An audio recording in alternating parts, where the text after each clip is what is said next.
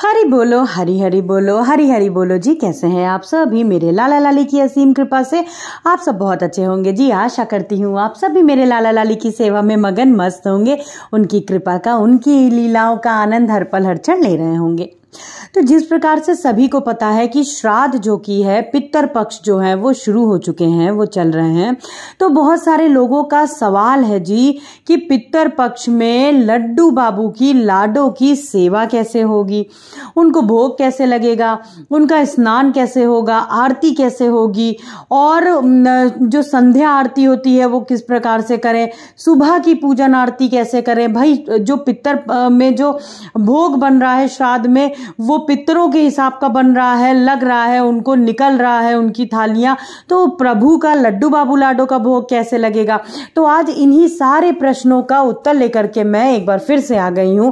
आप सभी का स्वागत है मेरे लाला लाली के चैनल पे लड्डू गोपाल लाडली डायरीज में जी। तो देखिए, आपके घर में जो भी श्राद्ध को, पितर पक्ष को लेकर के जो भी रिवाज है, आप वो करें, उस तरीके से करें जैसे आपकी पीढ़ी दर पीढ़ी पूजन अर्चन करती आ रही है। ठीक है, आपके घर में भोग निकलता है, आपके घर में जो पितर की जो पूजा चल रही है वो हो रही है, आप वो सब कुछ करिए। लेकिन लाला की और लाली की सेवा कभी भी किसी भी हालत में नहीं रुकती है। ठीक है, लड्डू गोपाल की लाडली वो अपने घर में विराजमान है। और आपने, देखिए, मैं हमेशा कहती हूं कि आपने उनके साथ में संबंध किस तरीके का बनाया हुआ है, पुत्र पुत्री का है, ठाकुर रूप का है। देखिए, किसी भी रूप में वो आपके पास विराजमान है, आप उनकी सेवा पूजन अर्चन जैसे करते आ रहे हैं, आप पितरों में भी वैसे ही करेंगे। ठीक है, बहुत सारे लोगों का कहना होता है कि देखिए, पितरों में पूजा नहीं करनी चाहिए, धूप बत्ती नहीं लगानी चाहिए, दीपक नहीं लगाना चाहिए। देखिए, ये आपका अपने भाव है और आपके घर में जैसा चला आ रहा है आप करें। लेकिन अगर आपके घर में ऐसा चला आ रहा है कि मंदिर में आपको दीपक नहीं लगाना है, आरती नहीं करनी है, छूना भी नहीं है मंदिर में जाकर के, तो देखिए, आपको लाला को, लाली को एक पवित्र अलग स्थान पे विराजमान कर लेना है। ठीक है, आप उनको स्नान सुबह कराइए, आप उनकी जिस प्रकार से सेवा करते हो, आपको उनकी वैसे ही सेवा करनी है।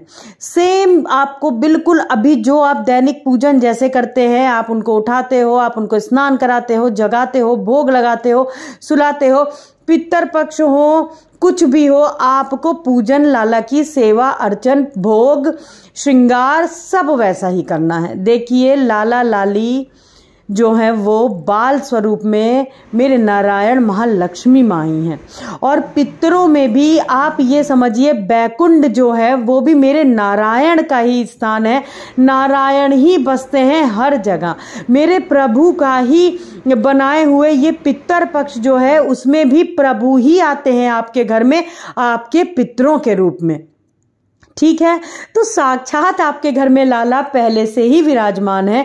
उनकी सेवा कभी ना रुके, उनकी पूजन अर्चन कभी ना रुके। देखिए, बहुत सारे लोगों के घर में जैसा चला आ रहा है कि दीपक नहीं लगाते हैं मंदिर में, वो सब अलग बात हो गई।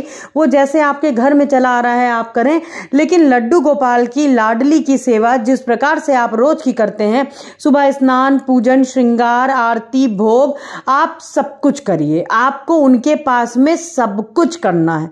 ठीक है, और आप, फिर बात आती है भोग की कि भोग कैसे बनेगा, क्योंकि जो पितर है उनका निकल रहा है। तो देखिए, आप लाला का भोग जो है वो सर्वप्रथम आप जब रसोई में जाएं तो आप लड्डू गोपाल लाडली का, नारायण महालक्ष्मी माँ का भोग आप निकालें। आप जब लाला का, लाली का भोग निकाल दीजिए, आप उनको भोग खिला दीजिए।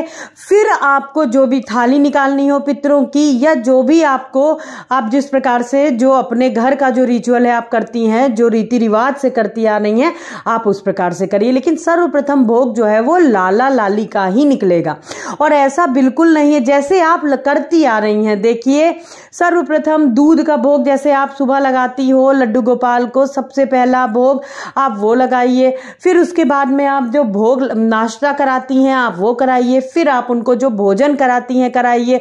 और फिर आप उनको आराम कर, जैसे आपकी जो दैनिक दिनचर्या है, मेरा मतलब है आपको वैसे ही सेवा करनी है जी। सेवा में आपको जरा भी कोई भी रुकावट, बदलाव नहीं करना है। ठीक है, बहुत सिंपल सी बात है। लाला लाली बहुत छोटे हैं, बहुत कोमल हैं, बहुत दयालु हैं। अब आप स्वयं सोचिए कि छोटा सा भैया लाला लाली विराजमान है तो भाई उनको सर्वप्रथम भोग लगेगा, उनका स्नान होगा, उनकी सेवा सर्वोपरि। सबसे पहले आपको लाला लाली की सेवा जैसे आप करते आ रहे हैं करिए, उसके बाद में आपके जो भी आप जैसे पितर में जैसे आपके घर में पूजन अर्चन होती है आप वो करें। और दूसरी बात यह है, देखिए जो मैंने कहा कि मेरे नारायण मेरे प्रभु ही आते हैं पितरों के रूप में, और आप तो और लाला से लाली से प्रार्थना करिए इस समय तो, क्योंकि पितर चल रहे होते हैं तो इस समय तो आप और लाला से लाली से प्रार्थना करिए, नाम जप करिए, जितना हो सके नाम जप करिए। इस समय नाम जप बहुत फलदायी है। देखिए नाम जप का तो कोई भी महिमा मतलब मैं अपने शब्दों से बता ही नहीं सकती हूँ कि नाम जप तो बहुत ही मुकद्दर से मिलता है और बहुत बड़ी बात होती है नाम जप। तो अगर आप अभी नहीं भी कर रहे होते हैं तो आप नाम जप करिए, जिससे आपके पितरों का उद्धार हो। आपके पितर जो हैं, जो कि भाई देखिए सब कहते हैं कि पितरों में जरूर, पितर पक्षों में जरूर जो पितर होते हैं वो घर आते हैं अपने, तो उनको मुक्ति मिले, उनको मोक्ष मिले, उनको वो तर जाए। तो जी हर जगह, हर में, सब जगह, कण कण में मेरे लाला लाली विराजमान है, मेरी श्यामा, मेरी राधा रानी विराजमान है जी। तो इस प्रकार से आपको लाला की लाली की सेवा पितर पक्ष में भी करना है। तो आशा करती हूँ आप लोगों के प्रश्नों के उत्तर आप लोगों को अवश्य मिले होंगे। कोई भी आपका सुझाव है या प्रश्न है तो आप मुझसे कमेंट सेक्शन में पूछ सकते हैं। तो आज के लिए बस इतना ही, मिलते हैं अपने दूसरे ब्लॉग में बहुत जल्दी। हरि बोलो, हरि हरि बोलो, हरि हरि बोलो जी।